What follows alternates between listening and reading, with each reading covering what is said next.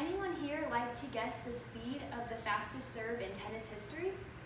120 miles an hour. Close. The fastest serve in tennis history is actually 163 miles per hour. Another intriguing fact about the history of tennis is that it was originally played with the palms of your hands.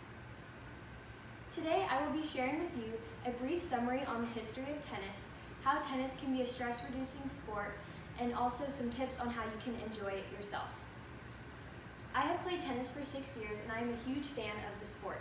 Tennis plays a positive role in society because it's a great outdoor hobby and it also unites many people from different social backgrounds. First, I will touch on the brief summary and some interesting facts. Tennis has been played for over 800 years, and according to John Garasso, author of the Historical Dictionary of Tennis, it started in the 12th century and it was originally played by monks. Monks played tennis indoors with their hands and a wooden tennis ball. They played against a wall and they did not have a court yet. Over the years, tennis evolved into rackets and it's also played indoor and outdoors. Tennis has a lot of unique origins. Dr. Heiner Gillmeister touched on one of these. He shared in his novel, Tennis, A Cultural History, that the name originated in an Egyptian city called Tennis. This city was a cloth-making city, and it made the cloths that covered the palms of your hands, and it also made the first cloth tennis balls.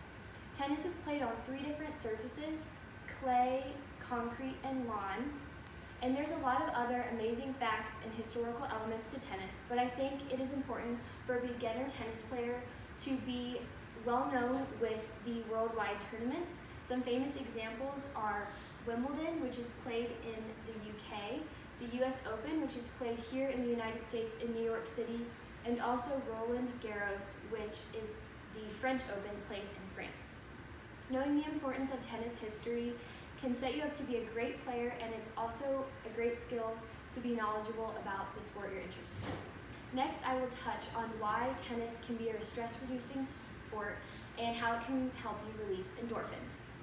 In Improving Mental Health, 4 Secrets in Plain Sight by Dr. Lloyd Cedar, he stated that stress and anxiety come from many different factors. Some factors could be poor mental fitness, low cognitive function, fatigue, and also not being physically fit.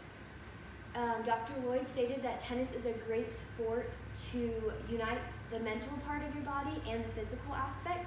For example, when you're playing a match on a court, you are running and jogging and doing a lot of physical activity, but you are also strategically thinking, and tennis is a total encompassing sport because you're thinking about the score, whether you should hit down the line or cross the court, if it's time for a water break. There's a lot of parts of the game. There are 2 main types of exercise within tennis. The first is cardio tennis, and there's also match play. Cardio tennis is a drill setting in a group of 8 to 10 people with 3 to 4 coaches. You are switching between stations, and you could be working on footwork at one, or you could be hitting volleys at the other. This is a high energy aerobic exercise. Match play is when you are playing a match. It's a mix of aerobic and anaerobic exercises, and it's more mental encompassing. In Understanding Our Endorphins by Nurse Ann West, Nurse Ann described endorphins to be our body's natural painkillers. Endorphins are chemicals in our brain that elevate our mood.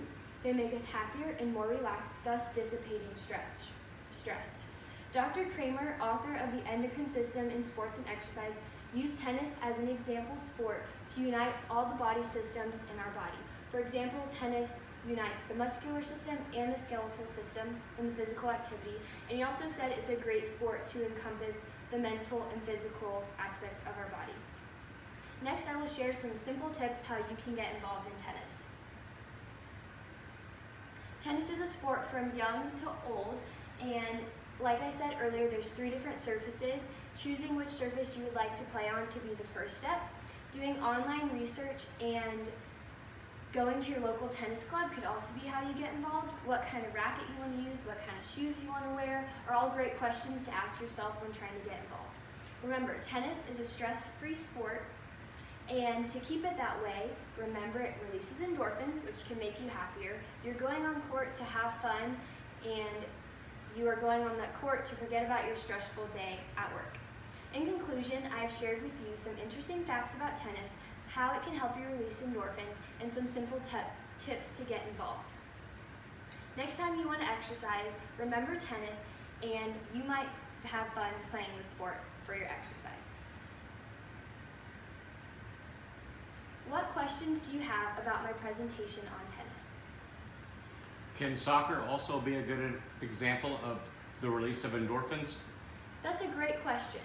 He asked if soccer could also release endorphins and help you reduce stress.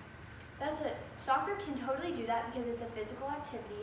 I was just highlighting the importance of tennis because it is a well-known sport that keeps you mentally involved due to the strategic planning and due to that it's not a team sport, it's just you on that court encompassing the physical activity, which is the endorphins part, and then also the mental part of the planning of the game. Thank you.